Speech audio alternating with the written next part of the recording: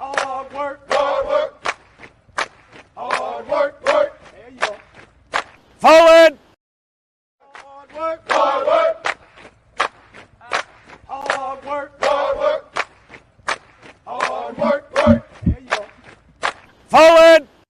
Hard work, hard work, hard work. Fall in. Hey, what's going on? What's how everyone's doing? What's going on with you this morning? You know what it is. It's me, your boy Trey, a man Trey the commission, and we tapping in. So, excuse yesterday. Of course, yesterday ended up having a little technical difficulty. Wasn't able to get back on. Had to restart systems a couple of times and got back to it. But in any case, we on today. Excuse me, as I get set. We're on today and ready to tap in. So, of course, shout out to those that are checking out on Instagram this morning. So, had a plan yesterday. Didn't go. We're going to run it back potentially for the most part, but engage and talking about what's basically been going on in the last couple of days. On a post, I asked, what do a certain amount of numbers mean? Of course, we're going to get to what those numbers mean as well, as far as what I see and will believe that they leave when it comes down to it. But it's plenty to talk about for this morning going into yet. We've completed another week, the last week, the last show for the new year. Well, maybe, I don't know. But for the most part, just a couple of days till we start another year, of course, going in. So I hope everyone's enjoying their work day today as they get ready to get it to get situated to get into the upcoming weekend, New Year's weekend coming up. So what y'all got going on for New Year's this year? Holler at me in the comments. Let me know what's the plan, where the party at, to see if I'm able to pull up or not. So NCAA football action last night, NFL action last night, NBA action last night. So a lot went down last night. Matter of fact, I was hoping our beloved Bishop would be on this morning because we got some conversation to do. I implored him and informed him that without a doubt, the Arizona Cardinals were going to take care of business. It was going to finish off. Was going to make sure, I'm not going to say finish off, was going to ensure that, not Arizona Cardinals, the Arizona Wildcats. What's good? What's going on, Snook? How you doing this morning, brother? I'm doing all right. You? Oh, I'm good, man. I was just talking about and imploring, saying that I was hoping that Bishop would have been on this morning because I remember specifically telling Bishop and informing Bishop that the Oklahoma Sooners, Boomer Sooner, was not going to be Fertitta and the Arizona Wildcats. I've said that. I mean, maybe you just thought I was just blowing smoke, if that's what it was. But of course, it came out like that. So when I look at it, right, for me looking at it, the Pac-12 is they're still in their swan song. Like it's over for them. They're all going off to different it's almost like the Replacements, right? Remember after doing the movie The Replacements, with all the players and stuff got finished playing, they went back to their lives, or they went on to continue on and do whatever. One person went back to prison, the other one went back to being a police officer, one went back to being on the couch. All that came down. One went back to back to his country. All that went down. And you're saying everyone continue on. So that's how I foreseen the situation. The same thing. The Arizona, I think, is going to be in the ACC next year. No, I think it is. I have to look and see where Arizona is going to be at, but they're not going to be a part of Pac-12. They're going to go on to even be in the ACC or the Big 12. Of course, we know USC's Big 10, Oregon Big 10, Washington Big 10, UCLA, Big Ten. I think everyone else is the ACC or the Big 12, except for Washington State and Oregon State. So, but I digress. It was a good game though. Did you check out the game? Get a chance to see it? No. No, I didn't check out any games yesterday. Well, a little bit of the Browns and Jets. The Browns and Jets. BA, what's good, fam? Coming from the West Coast. What's going on, bro? Salute, Trey. Appreciate you, the people's coach. Salute. Appreciate you for having me. So, my man BA, get your bars up, media. If you into the battle rap, y'all let's make sure y'all go check my man's out. Of course, everything is about hip hop, especially this year as we in the last couple of days. But yeah, so that was another good game too. Snook, when you just talk about the that Cleveland game. Oh yeah, Flacco. I needed Flacco. Flacco is my man. Flacco. Woo! Because Lord knows I was struggling. I'm down. I was down on fantasy with Sam Howell as my quarterback. So Flacco, bro. Woo. Let's go, Flacco. Take me to the promised land. So we can start there, of course, real quick before we get into other conversations and stuff like that. I'm going to be fast and furious with the sports because I really want to get into a couple of other things. So, Cleveland. I asked y'all gentlemen this. Is Deshaun Watson's deal a bad deal in y'all's opinion? At this point, hindsight. It was a bad deal when they signed it to me. Like, it was, I mean, you gave that man all that guaranteed money and didn't know what he was, after being out of football almost 2 years.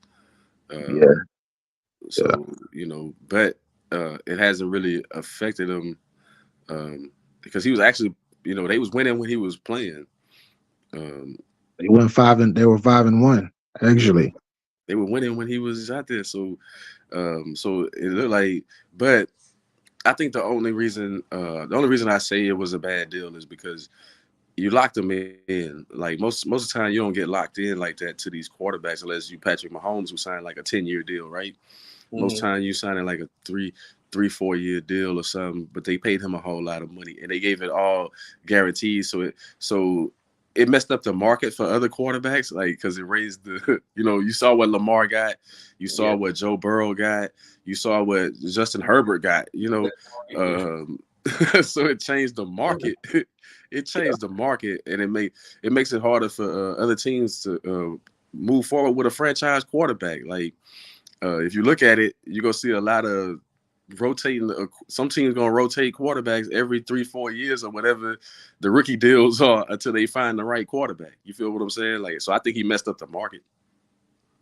Yeah. So, with that being said, are we looking at super contenders in Cleveland with Joe Flacco at the helm? And I think the AFC only has one team that's super ridiculously good, and that is the Baltimore Ravens. With that being said, I think Cleveland can beat everybody. Like they can definitely beat. The AFC is super wide open. It used to just be your Kansas City, your Buffaloes, your Bengals. It was like those three teams, but now it's wide open. So I give them a shot. Do I think they're gonna pull it off? Not really, but it's very possible this year for them to do it. Yeah, I agree with that. It's possible, but I think Baltimore is making a serious claim this year. Yeah, that defense though, man. Bugging this morning. The defense is crazy. We going with Baltimore? Y'all still on Baltimore right now? Is that the Super Bowl favorite, Baltimore? I think it's. I don't trust them. I don't trust Baltimore. I ain't gonna front. I don't trust them because I love me. Like, I hate talking about brothers like this because I love me some Lamar Jackson. But in the playoffs, I don't know. He got to prove something to me there. He has not proved anything to me since he's been there as far as the POs. When he gets to the POs, until it's one of those, At least make it to an AFC championship and do something for me. Okay. I don't like your defense could be great and all of that, but when them lights get bright, because remember his MVP season, they were number one. They were number one in the league and got tossed out right in that divisional round because they got a bye week. So they got to prove to me first before I jump out. I think the same thing, except I think this year he proven it. Like, you know, like I said, like he held out, he got the bag. Now, because it was like, why did they pay him so much? He hasn't done anything. But now I think he gonna do something this year. It looked like it. It looked like Lamar gonna show him who the real MVP is this year. I hope so, because he is MVP to me. And like I said, I've heard it all before. Like, you feel me? Like I've seen this before. Yeah. Now I like it's at the point where I don't really judge him for regular season because he's became that good of a player. I gotta judge him for his postseason runs now. Similar to Dak Prescott. I can't judge you for your regular season. Like and I'm a Dallas Cowboys fan, by the way. But with that being said, so yeah, exactly. I love what you do during the regular season. Yeah, runs, all of the ups, downs, but I don't judge you to the playoffs because I've seen this before, season after season. Yep. So even, well, I can get that shout out to my man Seven, Baltimore, be more. Every time I think, well, he just said, I heard it all before I started seeing the Baltimore strut. Like, you know what I'm saying? But so shout out to Seven, man. Shout out to Seven. So I guess so. I'm trying to make sure because I don't want to seem unbiased in the situation because, of course, we know they took care of the 49ers handily just the other night. I mean, any given Sunday in state, we see New York take care of business against Philly, and then get handled. I mean, by other teams. So, yeah. But I guess you could say, like, I do agree with both of y'all in the sense of you have to kind of like we've been there. Like, okay, the conversation, just like I would even say, even 49ers, like, yeah, they keep on talking about the dominance. We get to the NFC Championship game, but then what happens? Like, exactly. It's like is that our ceiling now? Like we're habitual championship. But you have to admit that I was right about your team. Your team is a good team, but it's your coach. Your coach did it to y'all again when y'all lost to Baltimore. Like you got give the ball to McCaffrey. You got Christian McCaffrey, but you come out trying to prove you can pass the ball. I don't even understand your strategy. And since he did, it was like one of those things. Like, okay, so I think you said it the other day. One thing we have to take in consideration: he put them there, or he did what he had to do. It was Purdy that threw the interception. So you know what I'm saying. So he put them, four of them. So but in that first quarter, when everyone was surprised, like Christian McCaffrey really didn't touch the ball in that first drive, and we was in the red zone, but Purdy threw the interception. So I was like, Bishop, when we was coaching for this year for the NFL Flag League, it was one of the things that came up to where he was talking about. He was like, we lost. Your offense was trash because I was the OC, he was the DC. He's like, we lost this game. We lost 2 games. We actually got drugged those 2 games. But he's like, your offense was trash. He's like, your game plan was trash. I was like, my game plan was not trash. The execution of my game plan was trash. You know what I'm saying? Because it was set up. What I set it up to do was there. Open players when they needed to be open. However, shout out to our young men that played, but they wasn't executing that game. I don't know why, particularly that day, but they wasn't executing. I was like, so my game plan wasn't trash. It was the execution of the game plan that digging what was on point. So that was the same thing. Think about it. They got to the red zone.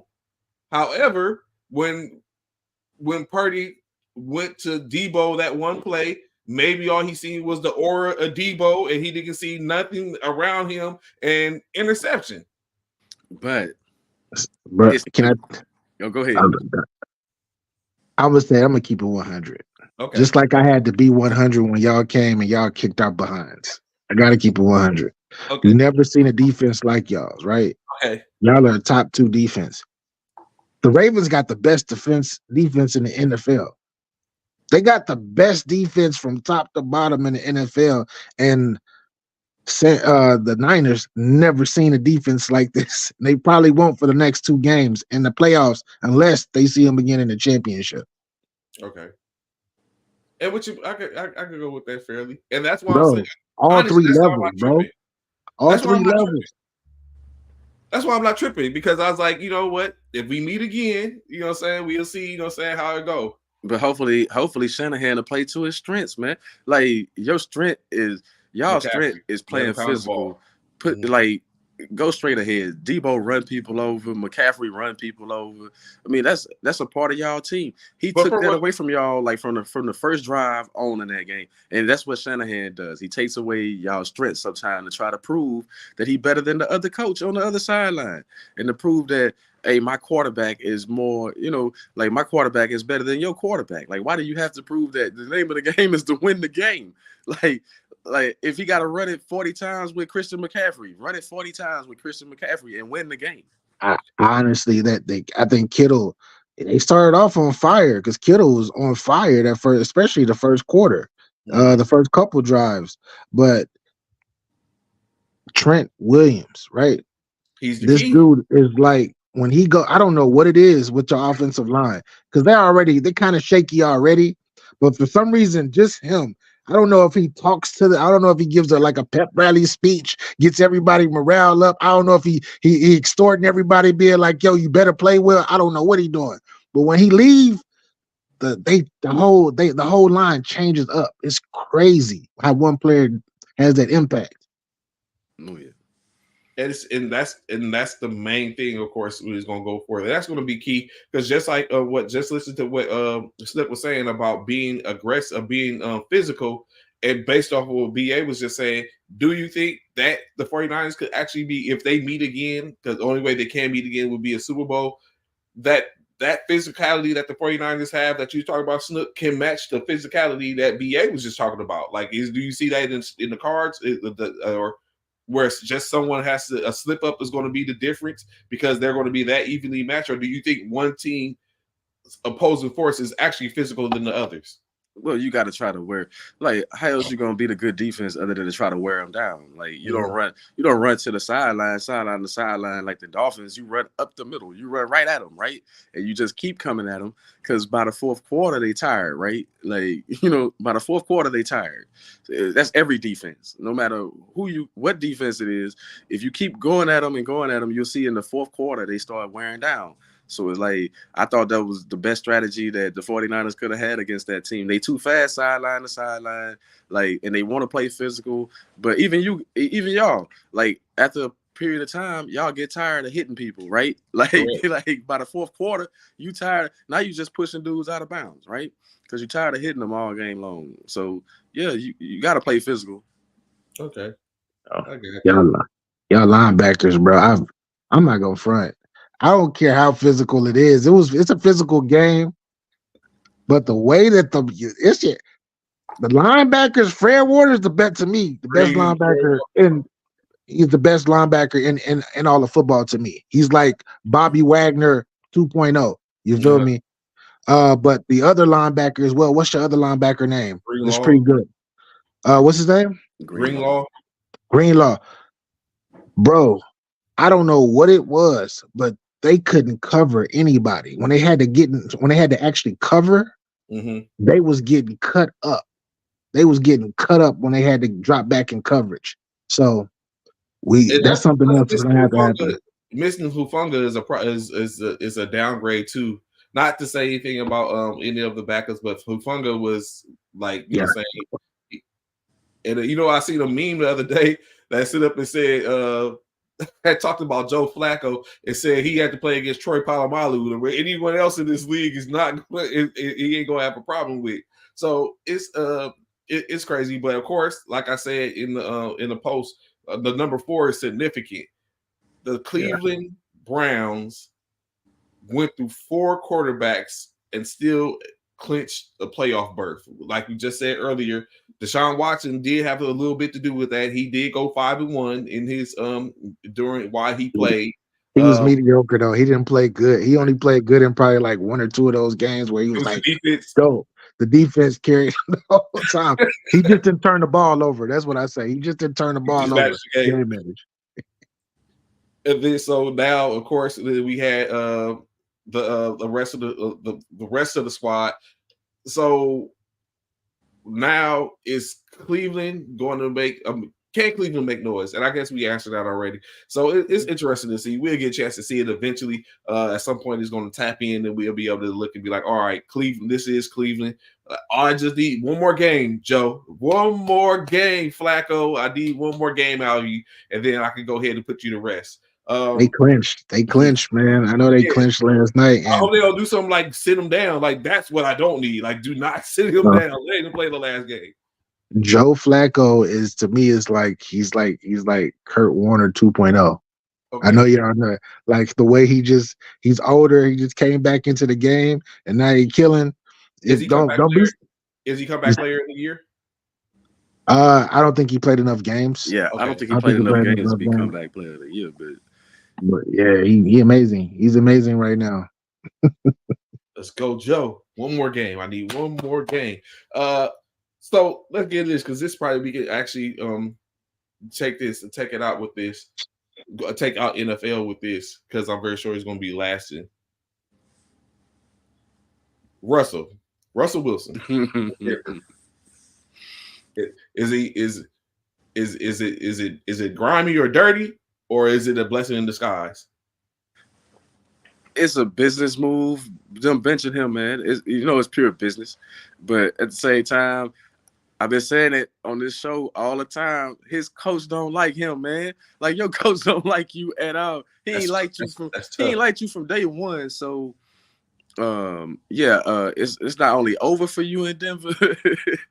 They sending a strong message. They don't care how much money they paying you, or what they do care, because they don't want you to get hurt. But now they don't want you to get hurt these last couple of games because they don't want to pay you, right? They want you out the door. Like, they only want to pay you what they have to pay you. I think $40 million they have to pay him, even though he owed 85. Like, they only got to pay 40 or whatever. Man, we're gonna pay you that $40 million for you not to be on this team. That's what we gonna do. We gonna pay you that $40 million for you not to be here. Yeah, he's a system quarterback, and that's why the coach don't like him, because the coach already seen that. And I knew that the coach kind of knew what was going to happen as soon as he joined the squad this year. He's no Drew Brees. He probably seen pieces of Drew Brees because they're both shorter quarterbacks who are accurate with the deep ball, etc. But when it comes to Russell Wilson, he is a system quarterback. That's why ever since he's been where he's at, he's not what people thought he was.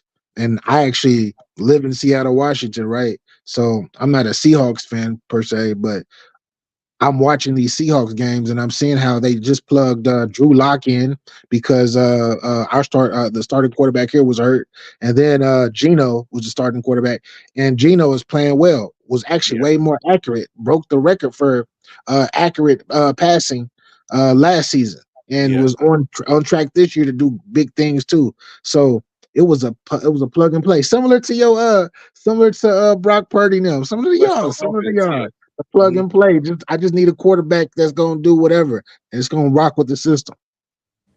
And so Eddie's, like you said, true enough. They basically are paying him to leave because he's going to be cut. If he doesn't get cut by March, they're on the hook for 2025 as well.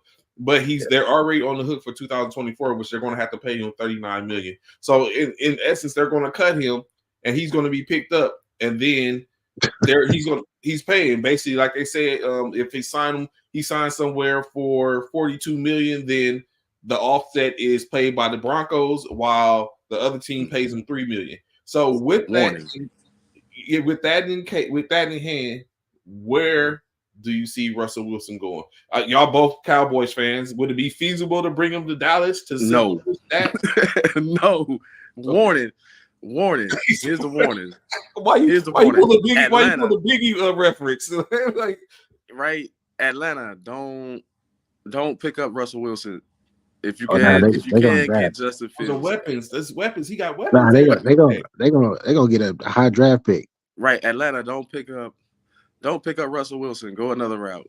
I told you the only fit I see for him is New Orleans, man. Like, he should have went a few years ago when he had a chance to go to New Orleans.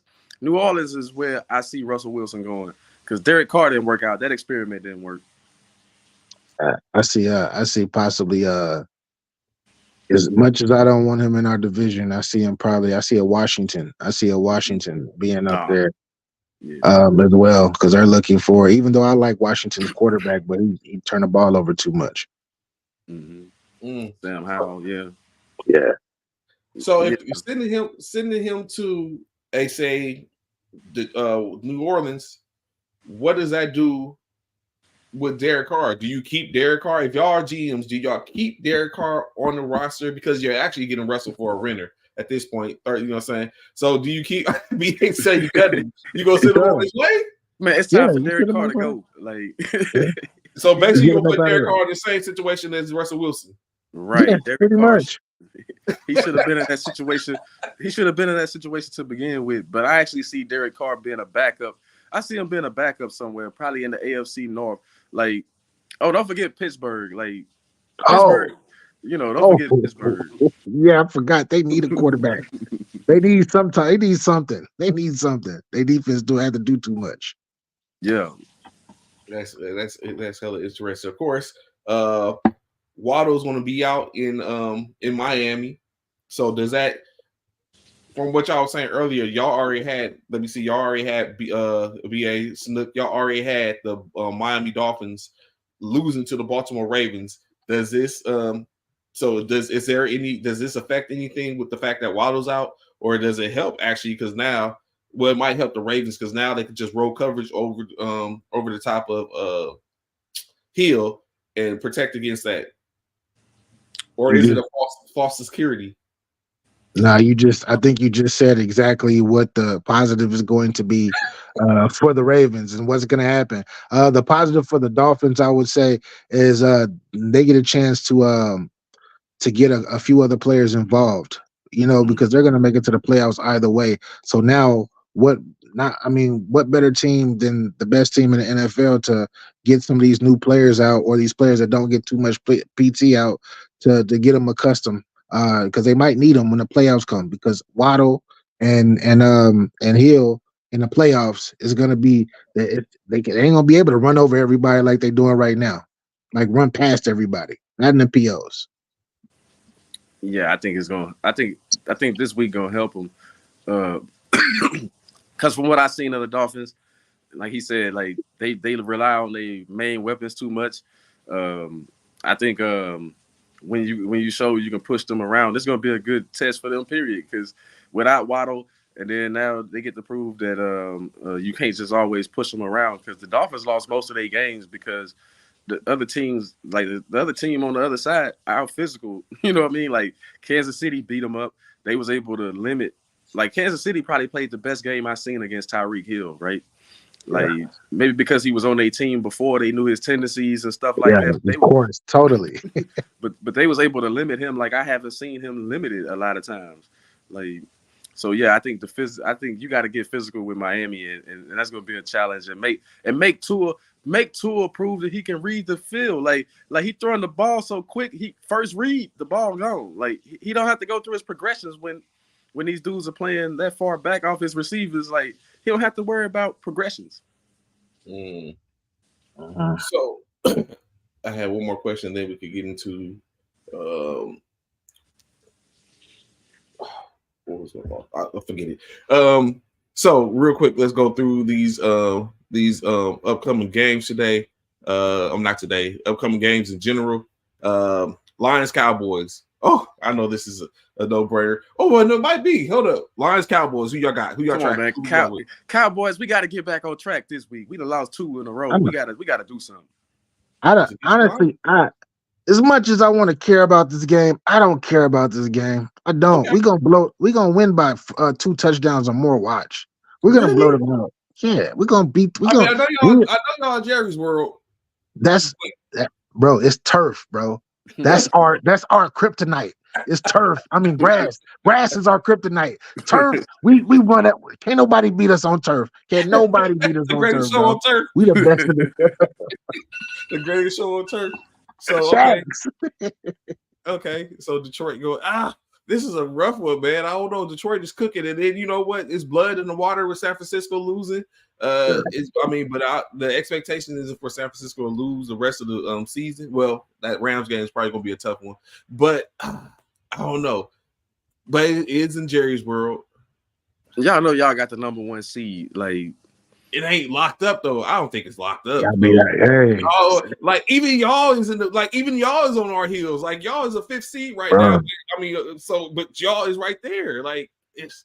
But all y'all need is one more win to lock it up. Yeah. We can't do nothing about it, right? Like we need 2 wins. Y'all need 1 win. You know what I'm saying? I mean, y'all might get a win this Nah, week. they need. I think they depends on what Philly do, because Philly is they got the same record as well.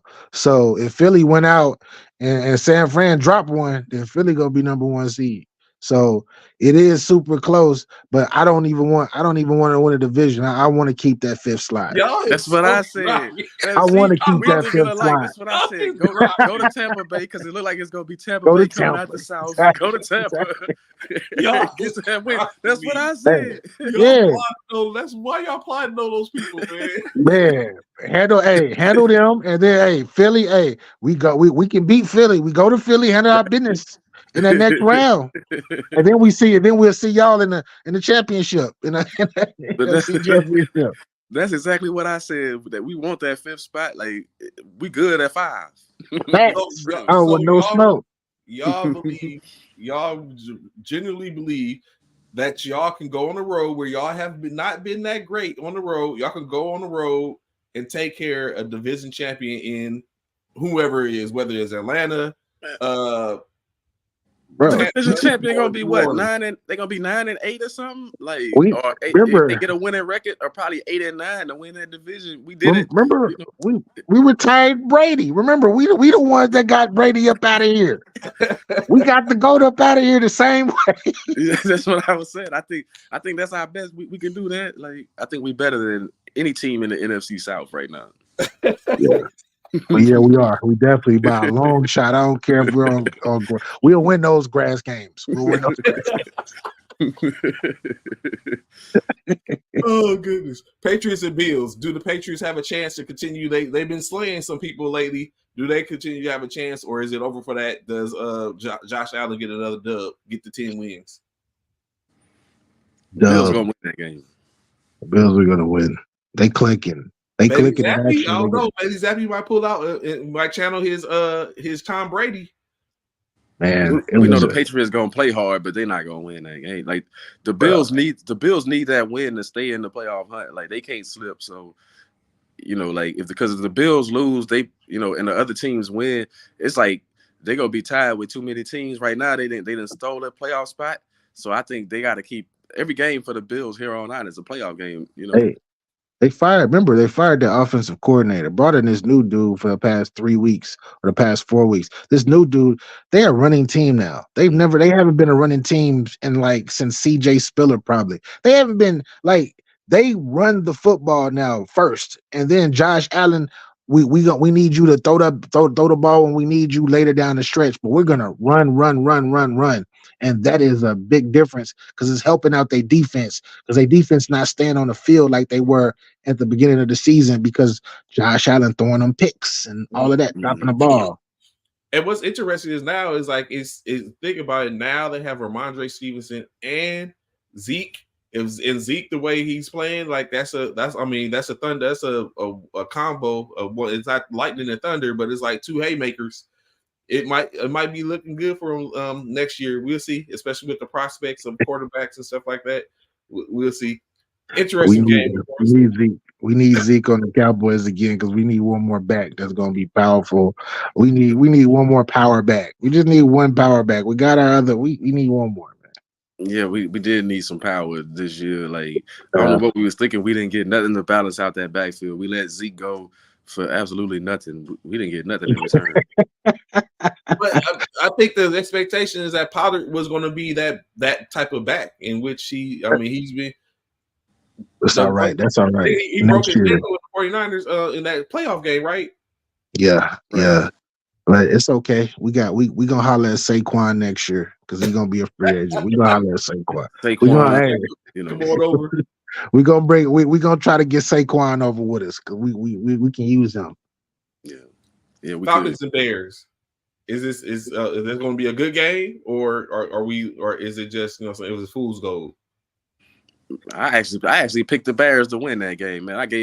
The Falcons. I gave up on the Falcons. I think the Bears playing some decent football right now. I think they're gonna win that game.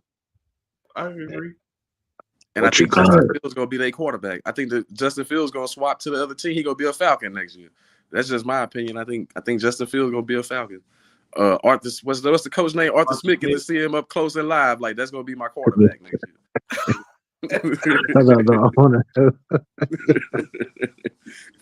It's over, man. A free scouting trip. Raiders and Colts. Does Vegas is Vegas able to continue their winning ways and get to at least a winning season, into the winning season, or do Colts walk away? I got the Raiders, man. I picked the Colts to win that one because they fighting they locked up with Jacksonville and the Texans for that playoff spot. I mean for that division. So I was like, I don't see the Colts falling off. I think they're gonna beat the Raiders. It's gonna be a close game, but I think they're gonna beat the Raiders by like a field goal or something. Jaguars and Panthers. Did the Jaguars get lucky to get the Panthers, or are the Panthers going to come in and go ahead and knock off knock off Sunshine? But the way they've been playing, the way the Jaguars been playing, it's unpredictable. But I'm taking the Jags. Like they can't lose to the Panthers, right? Nobody's gonna. The Panthers, no. I'm sorry. I know they got lucky. They just got lucky and got them one. No, the Jags are gonna take.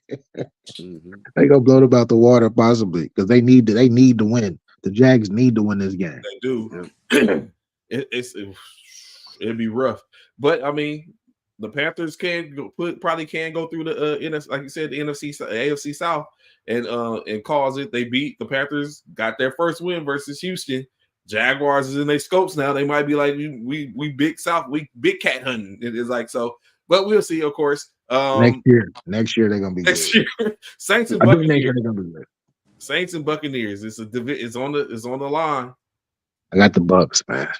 Yeah, I actually had to break down and go with Baker Mayfield in this one because I don't like the quarterbacks on the other side. Like I just think Baker gonna win that game. Bro, this is I can't believe that's a horrible, bro. That division is bad, bro. It's been bad for the last couple of years. It's been really bad. Mm-hmm. Eagles and Cardinals. Can the Cards help y'all out and knock the Eagles off, or are we wishing on a star?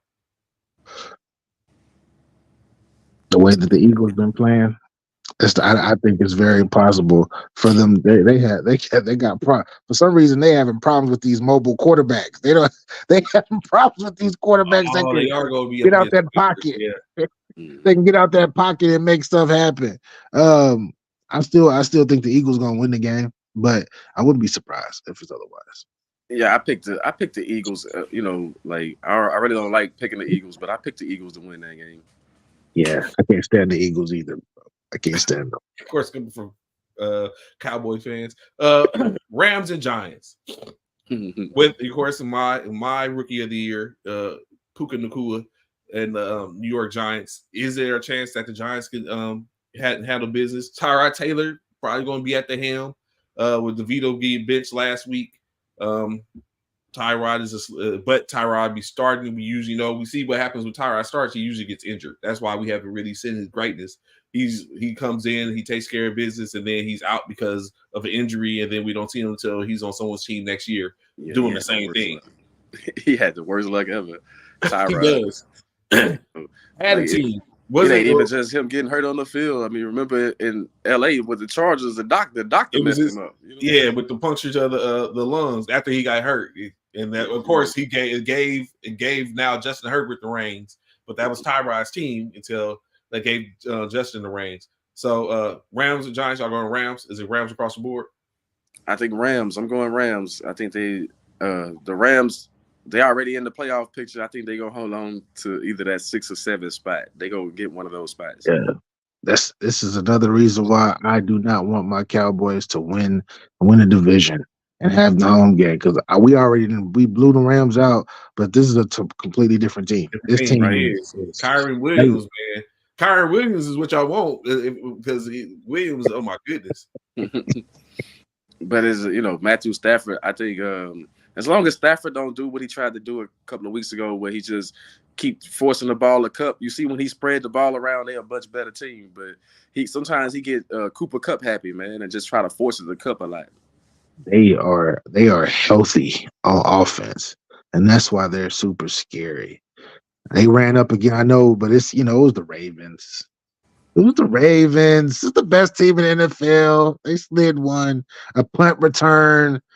Yeah, it is what it is. So we already talked about Dolphins and Ravens. Y'all got the Ravens. What about the Titans and the Texans? I took the Texans. Because they just beat the Titans a couple of weeks ago. Yeah, I'm going with the Texans in that one. I think the Texans, they probably won't. They on the outside of the playoffs looking in. They probably won't make it unless they win that division. But I think they're gonna keep their hopes alive. Who's the starting QB for the Texans right now? It's going to be Stroud. He's back. He's back. Okay. I got the Texans. No, actually. Oh wait. Talking about where is it at? Houston. It's gonna be in Houston. They playing in Houston. I'm gonna go Texans. I got Texas. Okay. Moving on. Steelers and Seahawks. Do the Steelers get another dub with their new institution, the quarterback, or do they fall? Are the Steelers even going to get to enough? Is Tomlin going to continue his streak, or is it over? It's over with. Tomlin ready to leave. He like, man, I'm tired of coaching y'all. Slick doesn't like the Pittsburgh, or he don't like them this year, man. He's just like, how do they continue to win? But you see how they win. Like, take TJ Watt and Highsmith off that defense, man, and they in trouble. I like the defense. They offense. What I said, I was telling them before they went to Rudolph. I was like, go to Rudolph. Rudolph was your best hope at quarterback. I think they waited too late to make that move, though. So yeah, it's over for Pittsburgh. Yeah. Bengals and Chiefs. Do we see the Chiefs? Are the Chiefs able? Well, they should. But are the Chiefs? Do you think the Chiefs are guaranteed at least 10 wins this season? They're gonna get it either this week or next week. like they're gonna get. I went with the Chiefs only because Browning, he started off playing pretty good, but he didn't play. They figured him out. Mm-hmm. Like Browning didn't play well the last week. Yeah, I'm gonna go Chiefs too. I feel like they figured Browning out. You know how it is when a quarterback comes in his first couple of weeks. Defenses don't have no schemes or anything like that for him. Takes them 3 to 4 weeks or 3 to 4 games for other people to really see what his tendencies and his weaknesses are. I think they found his weaknesses, so he's slowed down. And I'm not counting. The Chiefs might win the Super Bowl this year too. They might make it to the championship this year. I don't count them out. I don't care how bad they are right now. I said that same thing, but Trey said I was out of my mind as far as like you still got Patrick Mahomes, and like he can, if you keep it close, he can find a way to beat you. Like I'm telling you, if he got to pitch it underhand to those dudes, watch in the playoffs. If he got to pitch underhand, he got an option pitch it to him, Trey. He gonna get them the ball. Like he's not gonna be able to win. I mean, Pacheco, like his weapons are Pacheco and Kelsey, and he got Rice. Rice is there. So I mean, I see how it can possibly, but he's not going in the regular season. He might be good. When it comes to the postseason, we're gonna see an exit this year for I think Patrick Mahomes. Well, I'm not gonna say that. Let me take that back because I don't want to say it, and then next he goes on a tangent, and then now we so. But it's I just don't trust his receiving core. Scantling. I mean, he don't trust him either. That's why I'm telling you, if he got to pitch it underhand, a shovel past them the ball, he gonna make sure they catch it in the playoffs. I'm telling you, he gonna make sure they catch it. Whatever he got to do to make sure they catch it to win games, Mahomes gonna do that. The thing that's scary about this year, which keeps me confident in them, Is this the best defense that he's had his whole entire stint in Kansas City? This is the worst offense, but it's the best defense. Their defense is going to keep them in games. And as long as you keep giving him shots, remember, he has already proved himself. That's why he got 2 rings already. It's crazy. He got 2 rings already. But when them lights get bright in the playoffs, a lot of these people, a lot of these teams and things that were looking like, oh my gosh, they're so awesome. When them lights get bright, they're not gonna be as awesome. It's gonna be players, defensive, offensive, making mistakes. What am I doing now? No, not Patrick Mahomes though. So that's why I had to reel back what I was about to say. Like, oh, hold up, you know. That's what I was saying. Like he been doing it. He's the most proven. Like, if you worried about anybody, it's not Patrick Mahomes, because you know what he gonna bring to the table. Last 2 games, of course. Packers and the Vikings on one hand, and then last the Chargers and the Broncos on the other. Are we expecting it? Well, I don't know. Is Jordan Love going to get another dub out the door before they call it quits? Do the Vikings continue on? Of course, Mullins is out with an injury. So y'all got Packers or Vikings in this one?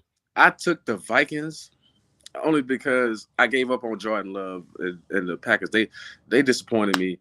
Like, they had a chance. They had a chance to put some pressure on the Lions. Them and the Vikings both had a chance to put some pressure on the Lions, and they all folded. You know, like, they came up short. No matter what. I mean, I know the Vikings is a quarterback struggle, but Jordan Love, for me, it's the Packers defense. Like, what good is to have a quarterback that can lead, that can bring you back in a game, that can put you up in a game, and then you still do that same thing. You know, like you still got a defense they just give up. As soon as they score a touchdown, they come back. They let, you know, the defense let you come right back and score a touchdown on them. Yeah, exactly. They can't hold a cup of water. That's a fact. And of course, like I said, Chargers and the Broncos, do you think this is a no-brainer? Or can the Chargers actually win this game, possibly? Well, they both going with backup quarterbacks. Yeah, they got a chance to win. Stick. Like, what's his name? Eaton Stick or Easton Stick, whatever his name is. He started, and then they, the Broncos, they going with Stidham. So, you know, that's sad, but they can go either way. And battle rap terms, it's a 2-1 either way. 2-1. 2-1 either way. No matter whoever, just someone get the dub. Oh, so before we finish with that though, but Trey, I wanted to ask you. That's what I want to ask you about the Chargers. Why they skipped over? You notice they passed up Kellen Moore for the chance to be the interim coach. They went to somebody Gipp. I was like, who is Gipp, whatever his name is. Like, who is this dude? Like, how they skip over Kellen Moore like that? Maybe do you think maybe they went to Kellen Moore and Kellen said he ain't want it because he didn't want to ruin his chances? Like, so think about it, right? Do I sit up and get this team, and then I can't win in these last couple of games, and then everyone else is gonna be like, maybe he isn't a good head coach quarterback. Like, I'm I'm gonna keep it 100 with you, Trey. I don't even think they even considered him. I don't think they knocked on his door. Was like, yo, you want to be intern? I think they just went over his head. Was like, yo, this is your last year. Your first year is probably gonna be your last year. Yeah, that's what I was thinking too. I think Kellen Moore out of them. Really? Yep. Yeah, it's gonna be a new coach is gonna probably come in and bring his whole new coaching staff. I don't think they're gonna keep him unless you are like unless you're Jerry Jones, right? Exactly. Unless you like Jerry. Jerry's like, no, you gotta keep him. Yeah, I don't really see that happening in LA. They got to get somebody full. They got to get somebody carte blanche to do what they need to do with that team, though, right? Like, for real. But it's interesting. Y'all just brought that up. Like, they removed Kellen from Dallas. Is there really any difference in what Dallas? I mean, they're basically at the same point that they was last year with Moore there, correct? Yeah, we starting to see that Mike McCarthy was just full of it. Like, he wasn't. I guess maybe he did have the idea to run the ball more in the beginning of the season, and then we realized we couldn't run it all that effective. So now we right back to the same passing game we had with Kellen Moore. So I think Kellen Moore. The difference to me, I believe, is it's our running game for sure is a big difference. But Dak Prescott this year, I don't know why he didn't use his feet last year. Right. As far as scrambling outside the pocket, keeping his keeping his head on a swivel, going through surveying the field like he's doing this year. My understanding is Kellen Moore wanted him to didn't want him to do that. He wanted him to stay in the pocket and pass from the pocket. That's not Dak's game.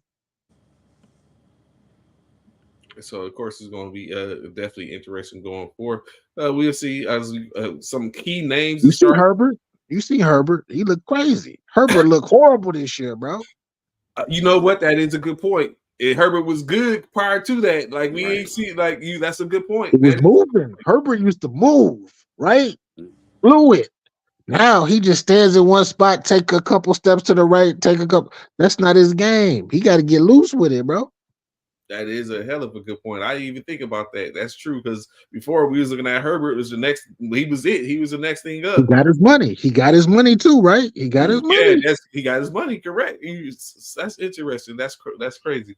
So transitioning a little bit, right? Before I actually get into another transition. So transitioning, going into NBA topic right quick. What's up with Detroit?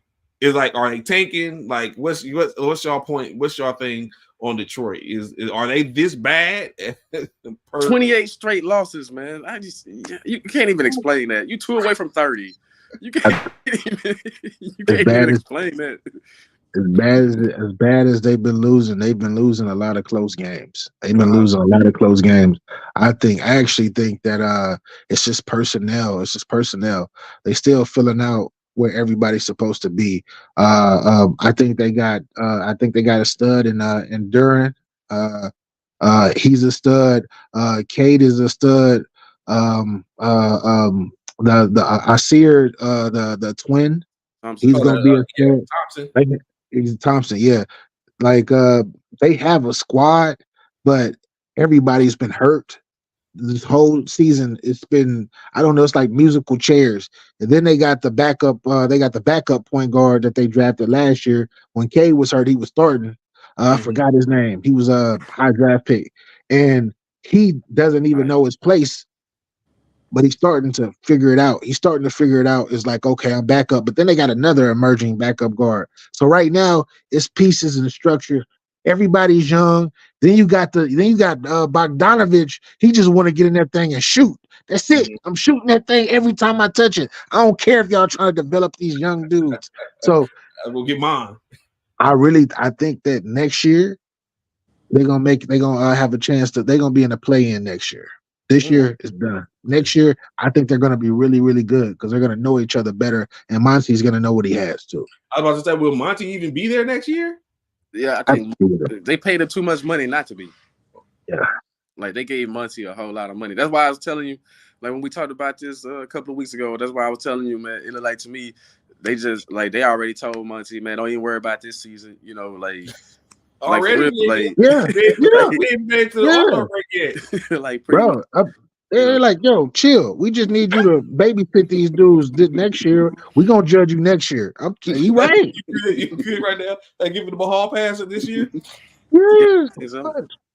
Oh snap!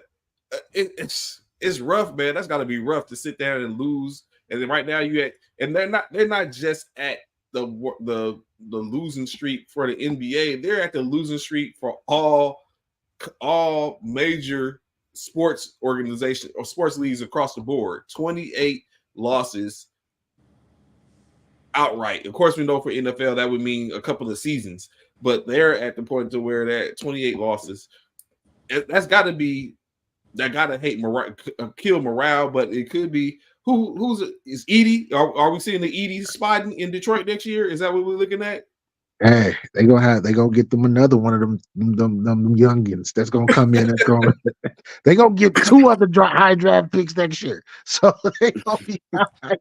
It's just add to a barrel of riches. It's like just keep getting younger. Just keep getting younger. I was gonna say, but that philosophy ain't really worked out for it's working for Orlando right now. Yeah. but it But ain't that's who worked they out. are essentially. I think that's essentially who they are right now. They're The gonna New be Orleans. Orlando, the new Orlando. They're gonna get all these different pieces. This is for the next couple of years. They're gonna be like, who? Where do we put? And then they go get that one piece that's gonna form everything together, whether that's through a trade or through a draft. Voltron. So did you see Dwight Howard's what Dwight Howard said this is how Detroit can win by calling in all these replacement players, him, Boogie, Wall, who else? Bruh. It was a couple of them. It was she's like Blake They Griffin. Man, they keep ain't gonna acting win like with. Detroit losing these big. They keep acting like these. My thing about the media, I know they lost 28 straight, but they keep acting like they getting blown out every single game. Yeah, they're in the game. They're in games. They They lost. are in games. They lost. They're doing exactly what young teams do because they're the youngest team in the NBA or the second youngest team in the NBA. But yo, in the fourth quarter, they fall apart. They don't got no leadership. Like take 21 point it easy. Yeah, 21 point lead last night, lost to overtime. Yeah. It was against Boston, so that was expected. Yeah, against the number one team in the league. Yeah, but I just don't want them to start falling into that Charlotte Hornet category, man. Because it seems like Charlotte have a lottery pick nearly every season, and they still haven't put a squad out there that can compete. Yeah, I haven't seen Charlotte like put a squad on the floor yet that that could ball yet. No matter what happens with that squad, I think they only won like 7 games this year, 8 games so far this year or something. It's like, how long is Charlotte gonna be in that spot where they keep getting all the lottery picks and not doing nothing with them? I don't want to see that for Detroit. I think they're a little bit better organization, but yeah, it don't look good. And for me, it's like you for a coach just to be dealing like that. He got confidence. He gonna be there next year. Thanks, yo. That's a great point that you bring up. That's where, like, you have 2 ways you can go. You can go the Orlando Magic way, or you can go the Charlotte Hornets way. Like, you could really, like, those are the 2 paths for them. And hopefully they go more the Orlando way. Because Charlotte issue is they don't have identity. I know everybody love LaMelo Ball, but then you got Scary Terry, and they both can't play together, but they forced them to play together. Mm-hmm. That's crazy that you said that, but when you look at it, that's really the truth. Like their games are similar, but they're not. But when if you put the ball in Terry Rozier's hand, he can be a problem. I don't know if we can say that he can run a team because he's had opportunities in which he's faltered. And then you get LaMelo comes in, and then the team looks different. But I would be cool with having Terry on my roster in state. I've been saying that a long time. I would have thought the Lakers would have picked him up when he was available, but of course they don't seem perfect for the Lakers. They'll still pick up anybody when they're available. Yeah, 7-7 he would have been going crazy. They would have got him. They would have been doing backflips and cartwheels. But I can't even see how we let Lofton get picked up by somebody. Like, come on, man. But well, fellas, I got to get up out of here, man. Trey, I appreciate you. What's your name, bro? What's your name, bro? The top right? Cornelius, man. But the people's coach is what they call me on this thing. Okay, the people's coach. Okay, I'm not gonna call you government. I'm gonna say the people's coach. And Trey, I appreciate both of you brothers, man. Be safe, be blessed, all of that good stuff. I'm on my way to go get my colonoscopy. I'm about to go get a colonoscopy right now, so pray for me. All right, man. Be safe, bro. Take care. Let's chopping it up. Oh man. So it's crazy when you look at that. So a couple of milestones last night. Of course, I don't know if you, like you said, you was dealing with a certain couple of things last night. So a couple of milestones last night. First and foremost, Tyrese Halliburton, 20 assists last night. Mm-hmm. Double, 20 assists. Is Halliburton the new prototype of a point in what you want in a point guard? Nowadays, yeah, man, because nowadays you're not looking for traditional, so he can score points and and he can pass the rock. You need that right now out of your point guards. It's not nothing new, but it's compared to the other point guards you got in the game right now, like I think you don't really have too many traditional point guards, right? Because I heard the Jokic was like number 3. He like number 3 on the assist list or something this year. Correct. So that shows you that the guards, they not, like the traditional point guards are out the window, and you don't have too many more Chris Pauls. So I think what Halliburton doing is good. I don't know. As far as the dynamics in Indiana, like he gonna need to help his teammates out because until they get other pieces on that roster, but they keep everybody charged. You really haven't seen too much of what he doing since like Luka, he does it every now and then, but that's just because he ball dominant, right? Yeah. He directs the ball regardless, but he does it all. But this guy, he like Halliburton, I'm impressed with what he's showing. I mean, like the Kings can't really be mad, as far as them not having him. Yeah, because they got Sabonis, and who had to bring his own thing to the table. But I'm sure they look back and say, "Man, that guy was that good." Like I'm sure in hindsight, sometimes they look and say, "Man, Halliburton is that good. I like what he's doing." Like the Pacers gonna be tough. Like they might be they probably right now the way it's looking, they gonna be a playoff team. Looking pretty good, like I say. The other milestone last night met. I don't know what we can say about Jokic, man. Jokic. What's going on, TT? Good morning. Glad to have you with us this morning. Hope you're enjoying getting ready for your weekend and your new year. Looking at it, Jokic. A perfect triple-double. Like, we just talked about him going 18 for 18 from the line, 18 free points. Then he doubles that back. And what is interesting, what was interesting is because when Ja Morant was in this same game, since Ja Morant has came back to the league, they were undefeated until they ran into Denver last night. 4-0, now 4-1, of course, or 4-2. So Ja is going to be a different subject we're going to touch. But Jokic, 11 or 4-11 from the field, 1 from 1 for 3-pointer, 3 for 3 for field free throws, 14 rebounds, 10 assists, a perfect triple-double. I mean, is there anything to say? Jokic,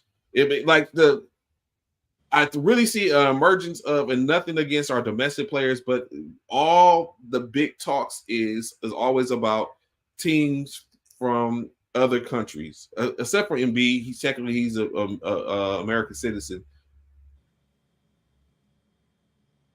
Where does the dominance come from? Them just playing overseas and is watered down in the States? What do you think? What is the problem that we see here, or what are we seeing here?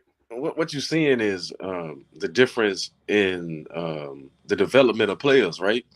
Like these guys are playing like professional at like 15. When you've been playing professional at like 15, and then you come over, Rubio, yeah, okay, it makes a whole difference than these guys that's one and done in college over here. Like you get a rash of the one and done in college, or you get everybody coming out early to go to get the money, or to chase the bag or whatever. But you got these dudes, they coming over to prove, they got the chip on the shoulder. I'm gonna prove that I can play with the best, right? And I'm one of the best, right? Because remember when you had the international player and it was just cool to be an international player. I think Dirk Nowitzki was the start of we gonna actually be international players that's gonna be Hall of Famers. You know what I mean? Like not just Hall of Fame because we played over in another country and then can't. You know what I mean? And then did NBA, but from right off the rip, I'm gonna be a Hall of Famer here in the NBA, and I'm gonna prove myself. I think it's all about what they proven, and I also think the mentality of the American player has changed a little bit. Like you got very few that care about the game more than they care about their images and their pockets, right? Like you know what I'm saying? Like these dudes make business decisions to not even play, a lot of regular season games. Like they got, like we used to talk 82 games. Now we talking 65 games. Like, so I think that's the biggest thing is that the international players still want it. Like look at Jamal Murray. They still want it, right? Like I don't think the U.S. players want it as bad because they feel like, we already made it. Mm. And I think that was the point I was getting at, like you said, because you look at when you start to name Jamal Murray is one, which we did, like we just sit up and talked about. That's like a different tier, but you got, like you just stated, Luka Doncic, Giannis Antetokounmpo, Nikola Jokic,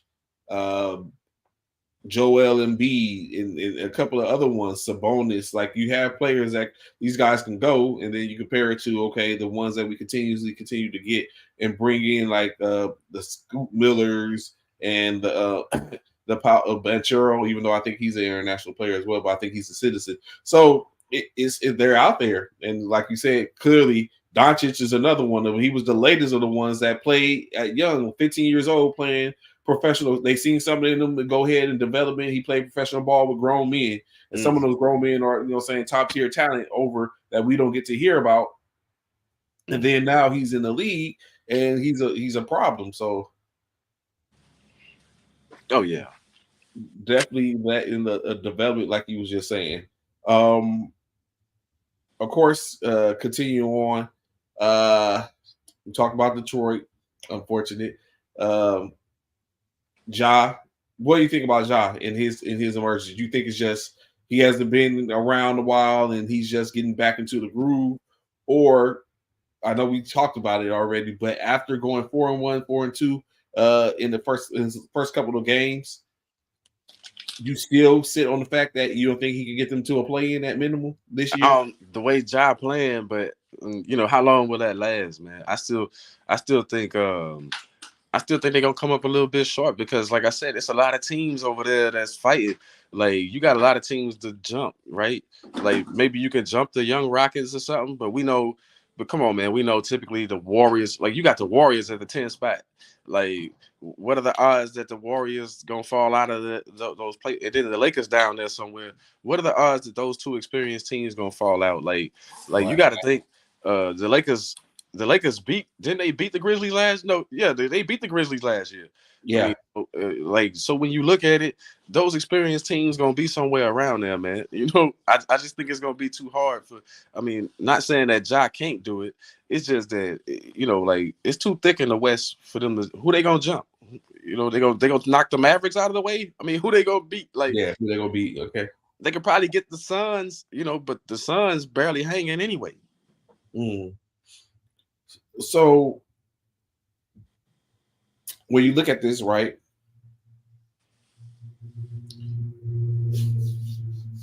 is there a trade that's out there that can probably help them, put them in a position where they probably can make moves? Like, if we talk about the Grizzlies adding a player or a piece, let's say, just hypothetically, Kevin Durant in Memphis because of his he's not happy. Does that work? No. Stay away from KD. KD is a buzzkill to any squad that he go to right now. I think if he went back to Golden State, maybe, but stay away from that guy, man. Like, for real, like, he hasn't done well with what organization has he done well with since Golden State? Like, stay away from Kevin Durant. That would be my thing. Leave Kevin Durant alone. A good fit for me would be for Memphis, that young squad that they got. Probably somebody like a Siakam. A Siakam would be a good fit right there. Already come with the championship breed. I think him and Ja fit great. Like Ja throwing him some alley-oops sometimes. You know what I mean? Like, I think Siakam would be a good fit. But KD is not a good fit, man. Leave KD in Phoenix. He wanted to be in Phoenix. Stay in Phoenix. And so it's funny that you say that, because I was just getting ready to bring up and talk about some of the other ones. Of course, the two of them ones in which I've seen lately, I think one was just a hypothetical. The other one is one that was probably actually talks, was KD in LA.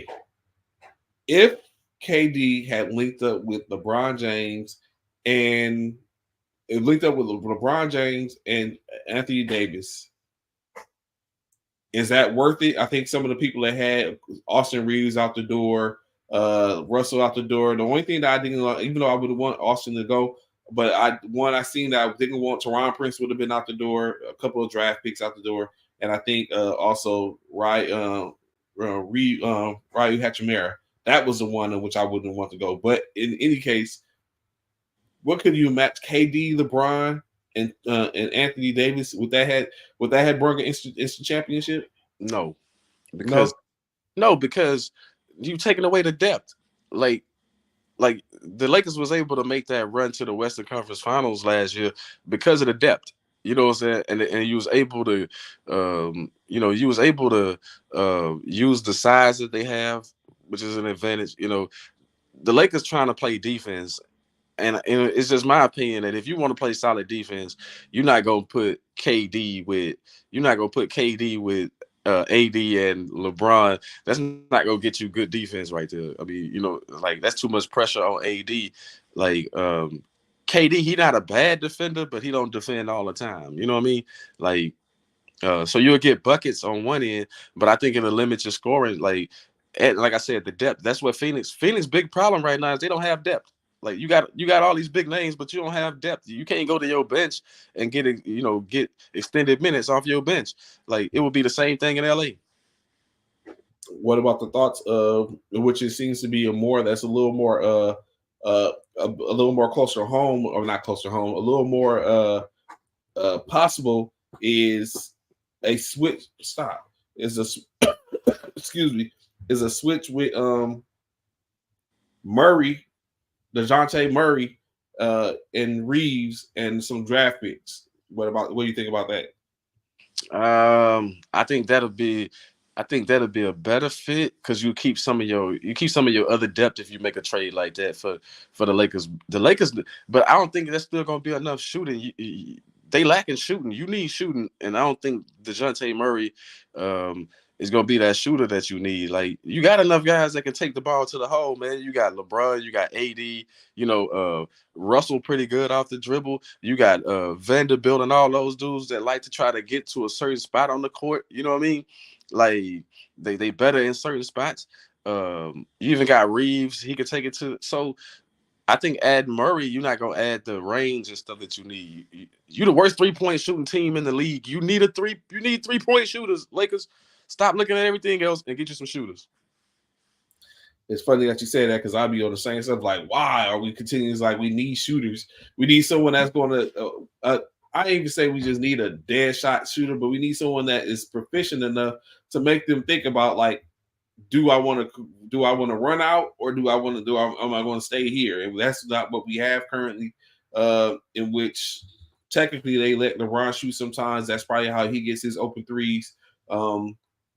D'Angelo tends to knock down one here and there. Reeves tends to knock down one here and there. But we definitely need shooting to where it makes them come out the paint because they like, well, we definitely can't leave him open.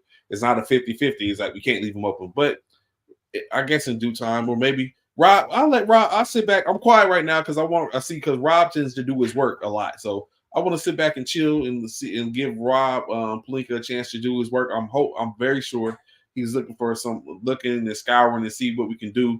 I'm hoping he's actually seeing what they can do to bring in Clay early as opposed to wait for next year to try to get him. That's what I'm thinking. In my mind, I'm thinking like Klay Thompson is going to be a Laker like his dad at some point. I'm hopeful.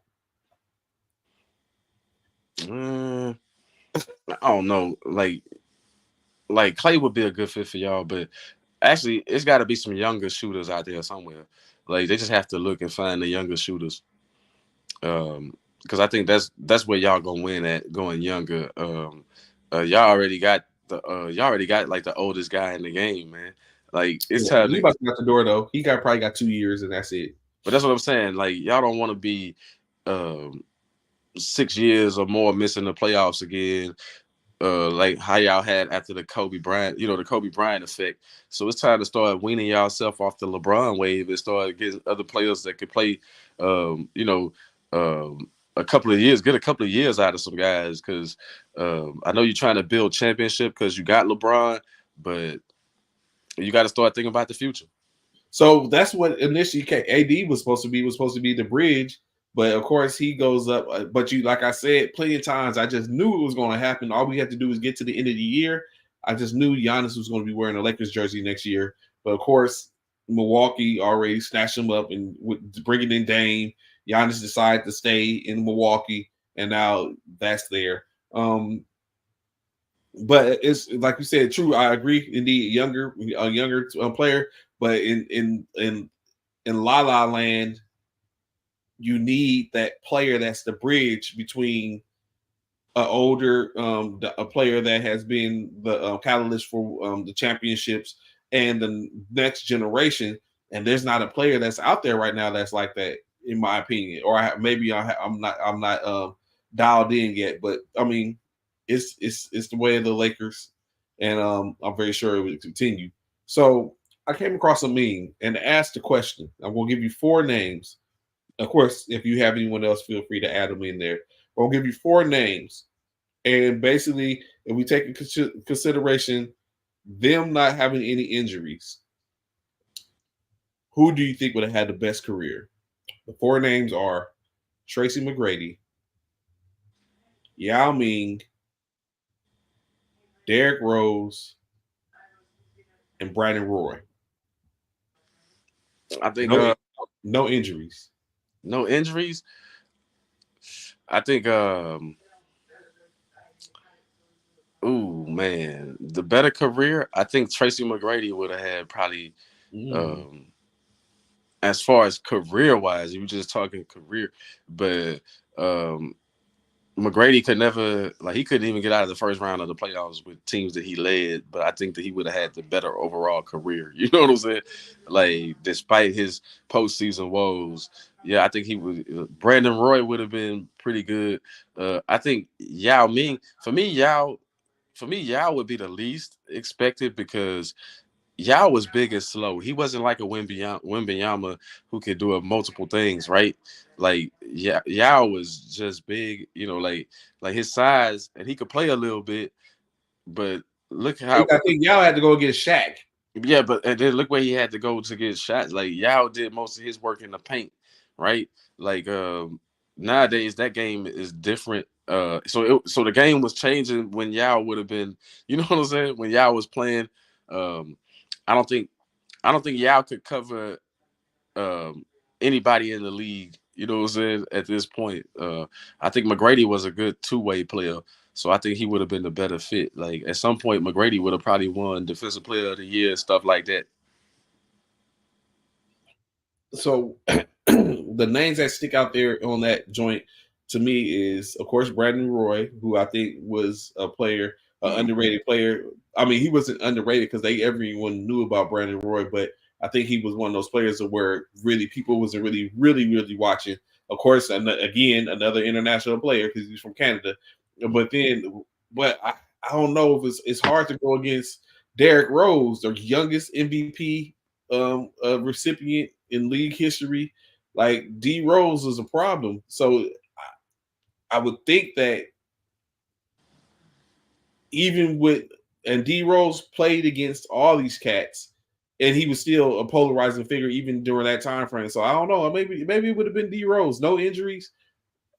It's hard. I guess it's hard to say because we don't know where any of them would have been. We know Tracy McGrady had been bounced around and moved around a couple of times. Yao had been put in a position to where he would have been moved to somebody that would have been a better contender, or would he had just been a mainstay in Houston. And then Brandon Roy, I think definitely would have ended up being a candidate to be moved because he was at Portland at the time, and we see what Portland does with their players. And of course, Chase McGrady, he was tough. So, I think does McGrady ever leave Orlando? Like after he left Toronto, he went to Orlando. But does he ever leave Orlando if he's healthy? A healthy McGrady? Like, does he ever get out of Orlando? I don't think so. I mean, think about this. McGrady would have been there with Dwight Howard when Dwight Howard was, you know what I'm saying? And I think they would have won the championship. You know what I'm saying? Added with Grant Hill would have been there still too without an injury. Yeah, I think they would have won a championship. When Dwight came. So I think I think McGrady would have got the better end of that. Actually, Wait, where was Penny at when McGrady got there? Had Penny even came yet? Penny had been gone. Yeah, been gone because I'm thinking Shaq and not Dwight Howard. Yeah, Penny had been long gone. Yeah. So I just think McGrady. I think McGrady never would have left Orlando if he was healthy and stuff like that. Because when Houston got him, like being from Houston, I can tell you we were surprised that we get this player, and then all of a sudden, what you mean he got back problems? You know what I mean? Like, like why?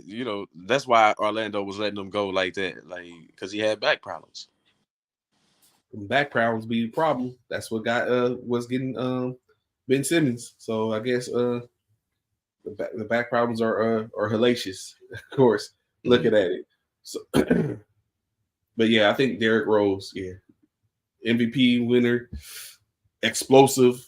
I think D Rose might have had that might have been that NBA career that everyone would have garnered or wanted to. Maybe LA would have been looking for Derrick Rose instead of Chris Paul. Yeah, I mean Rose would have been pretty good, but you saw he won the MVP. Like he at a young age he won an MVP, but I just don't think I think Rose in his prime would have been Chicago, and I don't think they would have had enough to really. I mean, you know what I mean?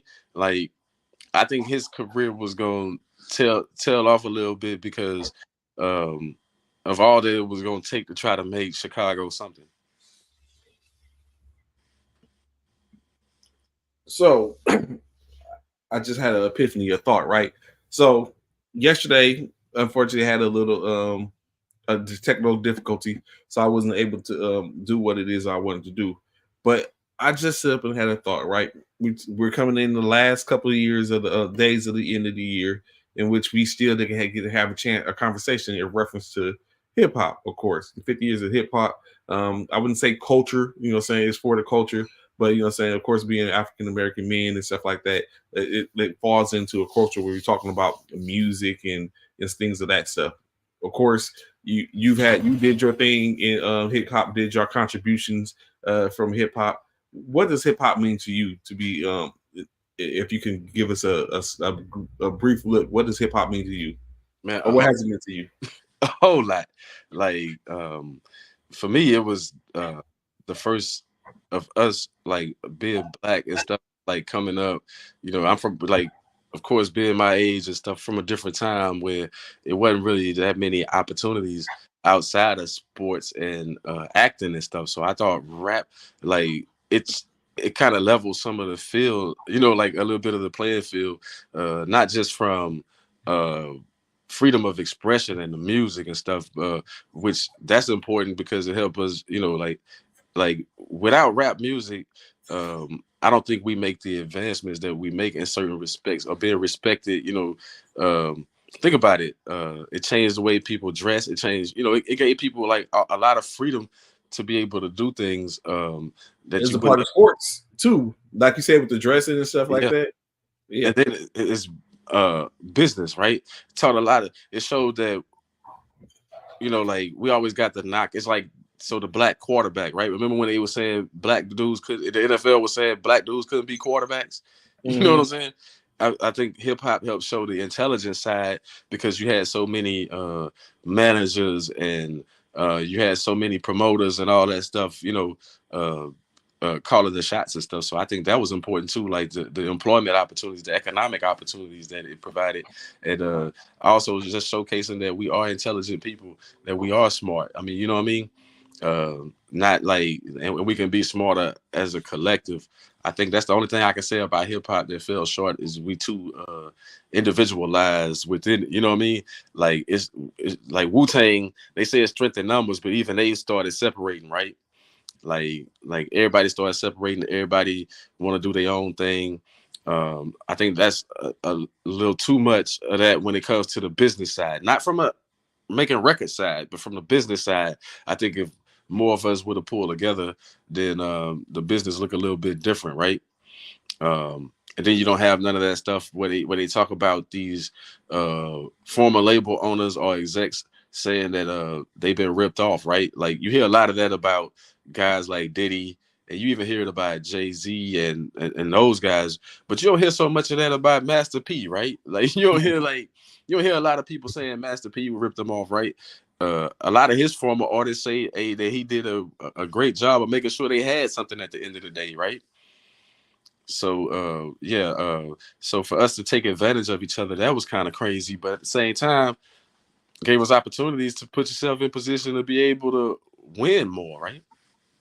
So going back to and even like we say in hip hop, but we can talk in music in general, especially R&B has some references to hip hop and stuff like that. So something that you just said was striking to where you say when you have the break off of members, right, in clubs, not clubs, in music. Wu-Tang Clan, you just said one specifically, Wu-Tang Clan broke off. Meth, Raekwon, Ghostface, RZA, Jizza, all of them went and did solo albums. You don't think that helps the organization? It's taking consideration Destiny Child, Beyonce, Kelly, they had solo albums. You don't think that helps the group as a whole, especially if they come back together, or is it just damning if they don't come back together after they sit up and do their thing? Well, I think it's like it definitely it can help. It can be a plus and it could be a negative thing, right? Because jealousy and stuff gets in the way, right? Like all this different now, you know, like one guy's solo project or one person's solo project probably did way better than the next, right? Like or stuff like that. And then like you can always come back together and try to put your differences aside. But at that point, like when you reach a certain level, everybody got a manager. You know, nobody even so they ain't even talking to each other no more, right? Your manager's talking, your lawyer's talking. You ain't even talking. Well, I want this much just to show up to a reunion show, right? Or I want this, you know. So it's hard to like once you reach a certain level, the popularity changes a whole lot, and then the individuality. It can be a good thing or it could be a bad thing, right? Like how we was talking, you take Outkast, right? Like everybody say Dre 3000 is that guy, and they be forgetting about what is the big thing with Dre 3000? Like everyone, they be forgetting. I gotta go listen. Like I don't see what the hoopla is with Dre 3000. I gotta teach myself. Because he's fun, he's creative, he thinks outside the box, he's not afraid. You know, like Dre 3000 is something that's probably within all of us, Trey, but we don't portray it every day because we stay in our lanes and stuff like that. He crossed the boundaries, you know what I'm saying? He pushed the envelope on different things, and just him making a flute album with no raps or nothing just shows you that he not afraid, you know what I'm saying? Like he not afraid to take his own chances. I think that's what people mostly adapt to when you talk Dre 3000. And not to mention, like, as an artist, like, dude's he pretty good as an artist, right? I just feel like he overshadowed Big Boy sometimes. Like sometimes, you know, like I've seen lists where they have Dre 3000 listed as one of the best rappers ever, but Big Boy nowhere on the list. And it's like, how is that possible? You know what I'm saying? There was a group. Like, how is that possible, right? Like, but it's like Ice Cube. It's like Ice Cube to me was, of course, he was the best at NWA to me because he had the pen, right? Like he left, he took some of the pen with him. You know, they were not the same. I mean, that's what I'm saying. Like he left. Even though they still had DOC for a while, you know, writing and Ren, DOC and Ren was doing the writing. Yeah, like even though they had those two still, you know, like, but you could definitely tell without Ice Cube. I mean, Eazy-E fell off a little bit, you know, when Cube first left because you realized how important he was to helping Eazy-E sound, right? Yeah, Like so, yeah. Like sometimes the individual leaving can really mess up your whole. You know, it can mess up your whole. It's sort of like it's like when Bobby Brown left New Edition, it didn't hurt them, right? Like they might have thought it was gonna hurt them at first, but it didn't hurt them because his role wasn't like if they would have lost Ralph Tresvant, then it probably was a wrap for New Edition, right? Like it's probably over, right? But you can survive a Bobby Brown because you can replace him with like a Johnny Gill or something, right? But Ralph, you can't replace Ralph. That's his voice on all the tracks, right? Like you can't replace that guy, right? Like the one piece in New Edition that's irreplaceable is Ralph Tresvant. Like, so you said you came up from a different era. Being from Houston, what was the hip hop era like in Houston? I know everyone sit up and think like Screw, which was of course did his thing. Like I'm from California. In California, we had Vibe. You know what I'm saying? That was what it was. It was a vibe, like a vibe feel, a vibe here in Vibe. But y'all had Screw. But is that what the culture of Houston was, or was it something else? Screwed and Chopped is what we probably most famous for, right? Okay. But no, the hip hop scene, like coming up on the hip hop scene, what I think what a lot of people don't know is that DJ Screw and Michael Watts, because he made some Screw music, right? But as far as making the music, a lot of that music was recorded at full speed. You know what I mean? Like at normal speed. And then Screw went and did his thing. That's why Screw was so important to the hip hop. He screwed and chopped it, right?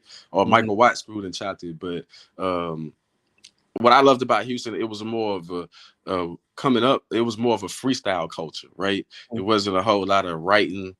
No, not a whole lot of hooks. So more that mixtape feel, you know, just rhyming over whatever beats and freestyling, really. You know, like in Houston, it tested your metal for a while because nobody really cared about what you could write, right? It's can you freestyle? You know what I'm saying? Like it's like can you freestyle? You know, the freestyle kings like Lil Flip and all those dudes, Slim Thug and all them, Lil Kiki, Fat Pat, stuff like that. It was all about that sound. And of course, if we was to talk written, then we just got to talk Scarface, right? Like because the pressure wasn't on Scarface to freestyle, right? He was just dope in his lane. Like you have those that you look up to that was just dope in their own lane, but like the Trader Truths and all them, big breaking point was freestyle, right? Zero and all them, man. A big point was, hey, you got to be able to hold your own on a freestyle, right? So and then the slang, the way we talk and stuff, like I think Pimp C showed it best what Texas, you know, like that Texas twang, that whole, you know, he called his music country rap tunes, you know what I'm saying? Like, so yeah, I think the sounds mesh, but for the most part, heavy bass loops, just music you can ride to. Like everybody want to, you know, like I'm from the home of fixer uppers, right? Cadillacs and stuff. You put, you know what I'm saying? You putting elbows on Cadillacs, you know what I'm saying? You know, like. So what's funny is my first, so it wasn't Houston, but introduction to like Texas style was me being deployed, right? I was deployed in to Bosnia in '99, deployed to Bosnia. And so like yesterday I started off talking about it, like my introduction, like everything for me was Compton. If it wasn't Compton or West Coast, and I wasn't listening to it. It took me to go to Korea to have a roommate that was from New York to get into Wu-Tang, or East Coast, you know what I'm saying, East Coast music and stuff like that, and pay more attention to stuff to where I started more, of course, you know what I'm saying, being from California, it was always about beating up the block, you know what I'm saying, I know you hear me coming and all that type of stuff. So that was what I was on, like deep bass lines, you know what I'm saying, but RBL Posse, Spice One, Ant Banks, you know what I'm saying, the bangers and stuff like that, to DJ Pooh. So it's like listening to getting into the East Coast. I mean, getting over, and now I'm listening to DJ Clue, the Professional, and you know, saying all those, you know, saying mixtapes and stuff like that, and mixtapes in general, to where it's like, hold up, you know what I'm saying? So it's like now I'm listening to lyricism. So now I'm like more like, what's your wordplay? I'm about the wordplay as opposed to the beat is going to be the beat. Like I used to listen just to hear music, to hear the beat, and I wasn't even listening to lyrics. Obviously, when it comes down to certain people, because you know lyricism from the West was back then was different from the lyricism from the East. So but it took for me to leave Korea with, now I'm listening predominantly East Coast music and West Coast and just stuff from home, to go and be in Texas when I was stationed in Fort Hood, and then to get connected with, you know, saying a couple of people, maybe 2-3 years but like a deployment to Bosnia in '99, to where I had 2 roommates, and we were in there listening to, one was from Arkansas, the other one was from Waco. So, and prior to that, I was listening. I used to have my man DJ, who the other day, DJ Dozier, who was on, I used to sit up and ride with him, and he's from Atlanta, and all we used to do was listen to the ATLiens album when it came out. Over and over, like every time I got in this car, that was what he was playing. That, you know what I'm saying, all that song, footstep, but like all that stuff and all that stuff was like beat across my head.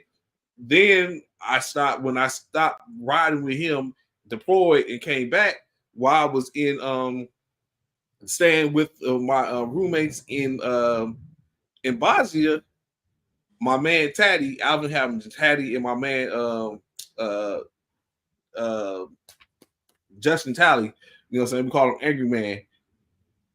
Taddy was from Waco, and Talley was from, or Angry Man was from Pine Bluff. He's from Arkansas.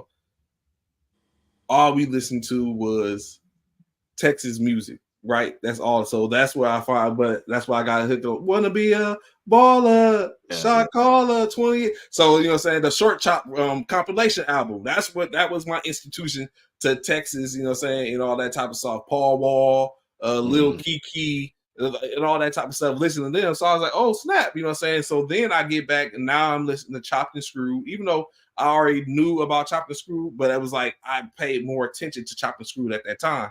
And so that's what, you know what I'm saying? And then I turned them on because at that time, that was when the Marshall Mathers album came out. So we was in our chew listening to the Marshall Mathers LP and the Short Chop compilation LP, and that was the only thing that was getting burned in that chew and stuff like that. And so that was my institution into like listening to down south, you know what I'm saying, in which it was like it was a different type of vibe and stuff like that.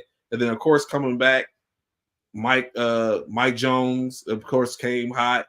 Paul Wall became hot all of a sudden. I even Chinko Bling. Listen to like who the hell listen to Chinko Bling? Yeah, but you know what I'm saying? But you know what I'm saying? That was the third, that was the stuff, you know what I'm saying, checking that stuff out. So that was, of course, Lil Flip.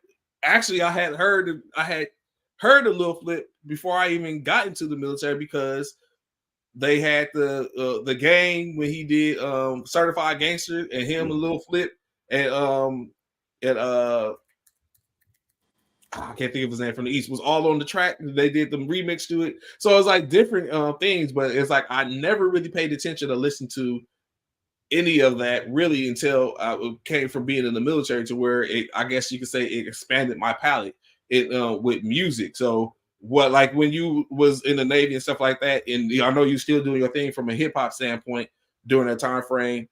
As we was talking the other day, you was telling about your man. Well, it makes sense now because you said he was from the West, right? Who was doing the production? Wasn't he from the West or one of them? Nah, he was from the East Coast, but I had East Coast. Okay, yeah, I had a partner that was from the West, you know, like from Oakland, right? Okay, like yeah, back when we thought we was gonna be the next like Run DMC or the next ass and stuff like that, you know, like we went after it. But having that diversity, right? Like me going to me being young and starting out like in Chicago, people they sound, getting used to the Chicago sound, which at the time, outside of Twister and the Do or Die people, a lot of them sounded like they was from the East Coast. They sounded like they was from New York, right? Mm-hmm. Like that's why it was a misconception of the whole Common being swept up in the East and West Coast beef or whatever, it being considered East Coast, right? Like, you know what I'm saying? Like some of the Chicago natives, they sound was more East Coast, right? But understanding the East Coast sound and listening, like I really felt like New York had to get on. Like it was a time where everybody had to catch up with New York for a minute. Correct. True. But then eventually it became one of those things. New York had to catch up with the rest of the, you know what I'm saying, with the rest of hip hop throughout the nation as well, right? Because we know Dre and Snoop, man, they changed the game, right? Like Chronic album really changed the game and really put people on the same level. Like Outkast, they really changed the game. It made you really pay attention to Atlanta, right? Mm-hmm. Made you pay attention to other areas in the South other than Houston and Miami, right? It made you look at Atlanta a little bit different. Troy. Yeah, I think so. It opened up the doors, like the whole Atlanta stuff. Then you start seeing Memphis. You start seeing all these other places, right? You know, like Mobile. Yeah. I mean, you know what I'm saying? You start seeing these artists coming from all these other areas down south. But I think New York's willingness to open up to the idea and play the music, you know what I'm saying? Like New York is first in a lot of things, and it's like the hip hop mecca, right? Like hip hop started there, so it's like you got to show love. But I think that when once the rest of the nation caught up, like it was really getting burned because a lot of the East Coast artists or New York artists especially, you know, they got their own idea of what's good music, and you know, like the bar changes here and there because now you can go rappers, you can go lyricists, and now you can go artists, right? Um, Whereas it was a pride that you wrote your own lyrics, even or you spit your own lyrics, even if you was freestyling, right? As long as it's all your material, it was good. Now you can have as many writers as you want. You know, like it ain't no pride in the writing no more. Like rappers used to be like, well, then you got some saying that they don't write. You know what I'm saying? And then others got a whole lot of writers. So I think it just helps us out, man. Like the game is a beautiful game when you think about it. It's not the same. It's falling off a little bit, but hey, everything evolves, right? So the sounds are different. It's supposed to be different than 30 years ago or even 10 years ago. Just keep developing. So I ask you this, right? Let's get into a little a fantasy world. I ask you this: you are an A&R, or even you're getting ready to start your record label, right? And you have the option to put together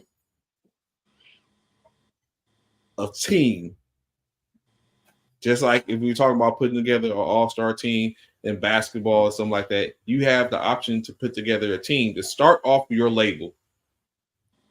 Who are the 7 artists you are putting together to start your label off? That's your squad.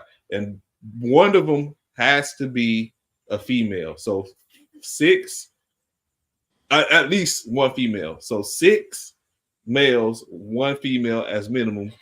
Who's your starting roster? And they can be from any era? Any era. It's all on you. For I probably have. I'm gonna start with my female MC because I probably have 2 female MCs, to be honest. Okay. Oh, really? Yeah, I would probably have 2. One being MC Light. I used to love MC Light back in the days, man. Like, it's phenomenal in my opinion. You know what I'm saying? And my other one would be I gotta take one from this era. It would be Nicki Minaj, like hands down. Like, it was a point in the 2010s where I felt like Nicki Minaj was the best rapper on the planet, male or female. It didn't even matter. You don't think that now? I don't know. I think Nicki holding it down. I think she one of the best, but you know how it is. You only hold the crown so long, right? Like, I feel like the Glorrillas and stuff then came in. But yeah, I would have those 2. I feel like they would be essential. I mean, I know you could have went Foxy Brown and Lil Kim and but I really like MC Light. I like what she brought because MC Light, she showed, like, to me, she showed that the female MCs can really hang with the dudes. She was like that first one, you know what I'm saying? And then Nicki Minaj, like I said, took it to another level, because at the height of Light's career, you could never say that she was better than any other dudes that was out at the time, right? Mm-hmm. But you can actually say that about Nicki Minaj in her time. So I think that's the difference, between the 2. Now, as far as, so I go from that to 5 more because you got Nicki and MC Light. So of course I gotta go. You said 7, so of course I gotta go with my favorite rapper because I feel like his impact was. I gotta go with Tupac, man, because his impact was like crazy, right? Like he'll probably be my franchise MC, right? Like you can build that off of that, you know what I'm saying? Like you can build off. So I would have to go Tupac because of the impact, because of the motivational factors and stuff like that. And I would probably take a hybrid Tupac, right? Not so much the Tupac that was on Death Row, like the dissing Pac. I'm more me against the world, you know what I mean? Like, even though All Eyes on Me is, I think, one of his best works, or probably his best work, I still just think, like, overall, he had more to give from an intelligence standpoint, So with him and then I would have to go. Man, that's tough. But I gotta go Scarface. I gotta Scarface. I figured you would go home. I figured you I would gotta go go. home. How can you not go Scarface? I gotta go Scarface. I think he, not just to Houston rap, but to rap in general. Somebody that can give you all the levels of it, from the, like the party stuff, but the more real, the more serious stuff, and then how to deal with the mental health issues and stuff like that. I like what Face brings to the table. Like he a well-rounded rapper. L Boogie. Okay. Lauryn Hill. But was she really just a straight up rapper though? Because no, she wasn't. But I get what he's saying. Like, because now that I'm thinking about my five, bringing L Boogie to the table. I don't know. L. You know what? The rhymes. She had a great album. I mean, I like. She only had one album. Like she's. You know what? We're gonna get to that. That's a conversation. I have to sit up and. Like we give L Boogie the love, and she only had one album, but of course she was with the Fuji, so she did her thing there. But okay, go ahead with your list. I'll put a pin strip to this and come back. So I'm at 4 right there. I got 3 more. You got to give me since, like I said, I'm from the old school, like, well, not real old, but yeah, the old school. I gotta take Ice Cube. I like his pen. Like when he went solo, I like what he was doing on his own, like the Lynch Mob era, America's Most Wanted. yeah, all that stuff. I liked what Cube was doing, so I take Cube, and Yellow then Bird, my last 2 spots. I guess I take my last 2 spots. I take Jay-Z. Even though I was a huge, more of a, like, once I started getting into the Biggie, I like Biggie, but I think Jay wraps all that Biggie and all that stuff up in a nutshell. So I would take Jay-Z, right? Especially my Jay-Z from 98, the 98 to 2003 or something, around the time he made the Blueprint, that's when I felt like he was really killing the game. So I take Jay-Z. And I finish off my list with him, man, Wayne. I gotta go Wayne. Down south, New Orleans. He was another one of those that showed that he can rhyme with the best of them. If you want lyrics, he got lyrics. If you just want, but I think he did it to a point where it was overdone, right? Like, and what you see now is you see the offspring, you see what the offspring of Wayne created, right? You know what I'm saying? Because while all the artists wanted to be Wayne, now you seeing those that wanted to be Wayne that then broke into their own lane. Now, you know what I'm saying? So I call them the offspring. Like everything I see now, I call it an extension of Lil Wayne, the offspring of Wayne. And I guess since I had 7, those would be my 7. I know I didn't mention Eminem. I know the reason why I didn't take Eminem is because true fact, I think Eminem is great. One of the best bar for bar, period. I don't think a lot of people can mess with Eminem, but I've never heard an Eminem album personally all the way through. Like his voice and all that stuff got annoying, and like for real, like he plays all these different characters on his album, right? So it's like, it gets annoying to hear him be the woman, the dude, you know what I'm saying? The old ladies, like I wasn't a huge fan of I know all rap is a gimmick, but I wasn't too much of a fan of the gimmick rap. Yeah. So for me, I think my squad would have been mixed, like everyone that has to be versatile, except for a couple of them. So I'm talking M, of course. That's like Eminem was one of my favorites. Is one of my favorites. I think he's our favorite rap. Early M, because the M now, I think he's getting more into, he's not that same dude unless he comes out and show like I am still that same dude. Of course, we had this point where he fell off because he was dealing with the alcohol and drugs and all that type of stuff, and we've seen a different Eminem. But Eminem is one.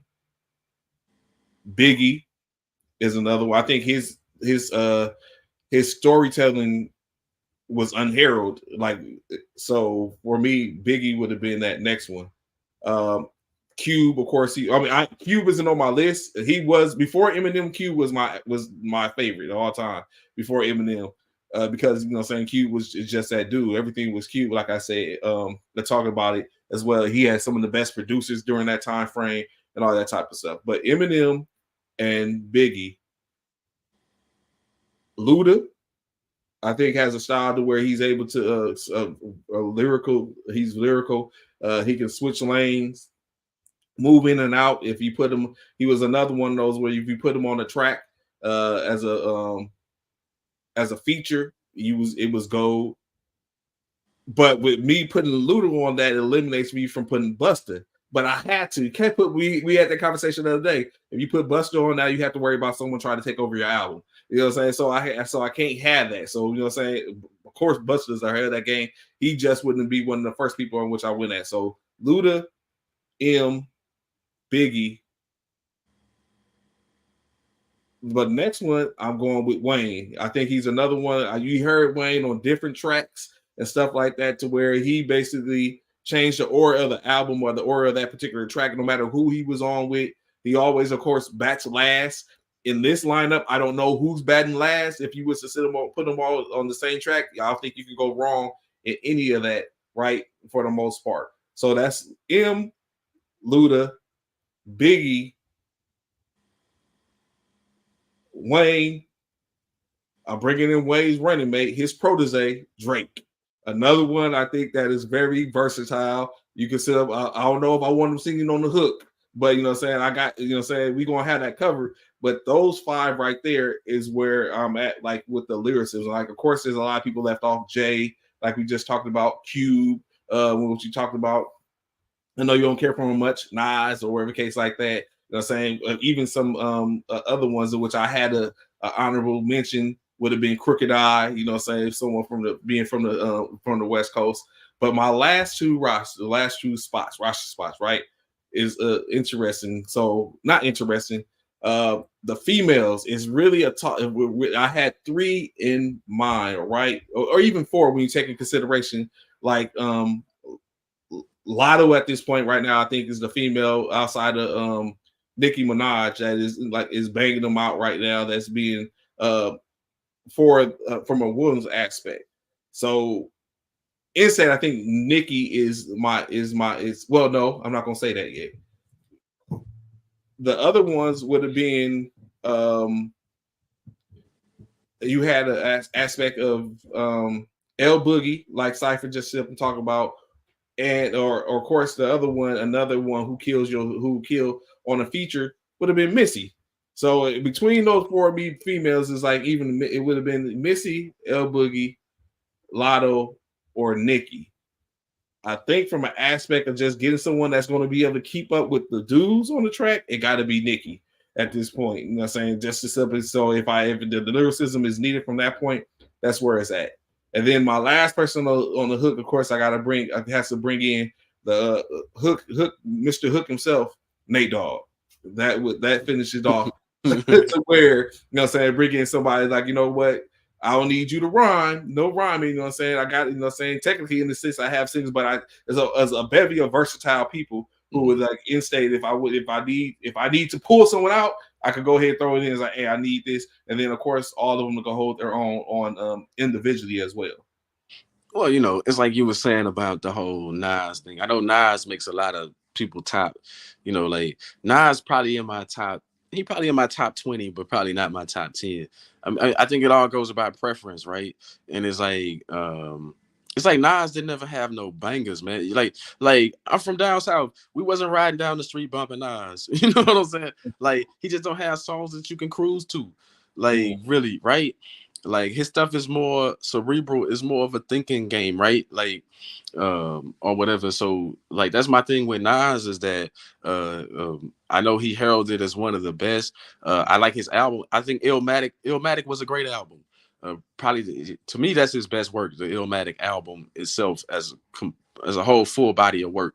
But just for my liking, for my taste, it's like Nas don't really have, you know, and then when he tried to make other songs, they didn't really come off that great. You know what I'm saying? Like when he tried to step like Jay-Z didn't lie when he said your bodyguard Uchiwali verse is better than yours. Like, what was Nas talking about on that song, right? Like, it was the truth. Like, certain songs, like, he just had a certain thing that, like, it's like, to me, Ludacris, right? First of all, Ludacris is Ludacris. He called himself Ludacris. So if he not, like, I think when Luda tried to be, like, when he tried to be serious, it didn't come off the same, right? Like, because everybody's so used to him with the heavy punchlines and the right. I like the fact that you put Biggie on your list. I think Biggie has to be that one rapper right there, man, that he only got 2 albums. Like how you talking Lauryn Hill, just 1 album. Biggie considered a legend with just 2 albums. Like, but his features was killer. Like, everything about Biggie was good. I just took Jay-Z because I think Jay-Z embodied all that, and his catalog is a little bit longer, right? And plus he quoted all of Biggie songs anyway. That's how you know Biggie was dope anyway. Like, one of the best quoted all your music. Like, from the not a Remy's in the system, you know what I'm saying? To he took a lot of Biggie lines, like a whole lot of, like, he even started taking Pac lines, right? After a while, Jay-Z started just taking whatever, right? But I'm just saying, like, Biggie, that's a good choice. But see, the ones that I put on my list, the reason why I put certain ones, like you named Drake. The ones on my list, I think they can all hold their own, writing their own stuff. Like, you know what I'm saying? Like, I'm not saying Drake couldn't hold his own, right? But, but Drake is, for me, it's been too much swirling around about, you need all these writers to write your stuff. You know what I'm saying? And my question would be, why does he need all those writers when he worked with Wayne? Like, like, you know what I'm saying? Like, that would be my question. Like why he needs so many writers and stuff if you work with Wayne? But yeah, like, it for me, it takes the fun out of it if you're not creating your own stuff. Like, because I think that's where it really is, and that's what proves what level of rap you own, if you're just an artist, or if you're you know what I'm saying, or if you're a quote unquote real rapper or whatever. Like man, you created your whole work. You look at some albums that has started coming out later on, and it was just too friend zone happy, right? Like too friendly. Like some of these dudes, like some of these males and females, you don't know if they can rap for real now, right? Because you only heard them on songs with other people. You never heard them on solo songs and stuff like that. Like, I think that makes a difference. It definitely does. So, of course. So, one last thing before we get up out of here. We look at errors, right? Mm-hmm. Well, I'm not going to do that. That'll be a conversation for another thing. Or I have an idea. We'll talk after we jump off here. So, but yeah, so of course, what I'm saying, like I said, that was just a conversation I decided to have. 50 years of hip hop, it started prior to this, of course, and now, what I'm saying, it's still going strong. It's still a lot. Although there has been some conversations about it's a dying breed with the mumble rap and the different forms of rap and the rap now. Of course, it went from being about the drug dealer to now about the drug user. So just different things. But what it has been forever evolutionary and continue to evolve. You still have some rappers in which we're talking about that are still doing it. Some artists that are still doing it. We have people that we even talk about opposite, where it's probably even a conversation just to expound on it, just something that might be doing something just for some throw-offs here and there, or just take it to a whole different level. So greatly appreciate y'all rocking with us this morning. It's almost the end of the year, basically. Today is what, the 29th today? Today's 29th? What's today's date? Yeah. The 29th. So basically 2 more days left in the year. On to the next, twofold in effect. I hope y'all enjoy it. Of course, might get on the Sunday. I don't know. I'll see. I have to see how it's going to go. Cornelius, what's going on for you for this weekend or the end of the year, and what's coming up for the new year? Just like everybody else, man. Bringing in the new year, hopefully, with the best things, with the best life possible ahead, right? So everybody just keep living, and man, happy New Year to everybody, because we probably won't be back to after New Year. Maybe that's what I was thinking, possibly, but that's why I was like, I see. So, like I said, Happy New Year now, in advance, just in case you don't see us again till the beginning of the year. Hopefully, of course, everything comes with evolution. So with the new year, maybe some evolutionary moves going on or stuff happening, or just a change of things a little bit different. Always looking for different ways to move. So, of course, appreciate BA, Get Your Bars Up Media, coming in this morning before he had to go do his procedure. All those that tapped in this morning, whether you comment or just checking us out, greatly appreciate it. All love, of course, like that. Probably hope to see you in the new year as well. I look forward to chopping it up with y'all as we start to set the tone as we're getting into national football. Of course, by the time we come back, if it hasn't happened already, we'll be in the conversations about the national championships upcoming. Of course, the NBA is starting to get closer and closer to, their season break, mid-season break.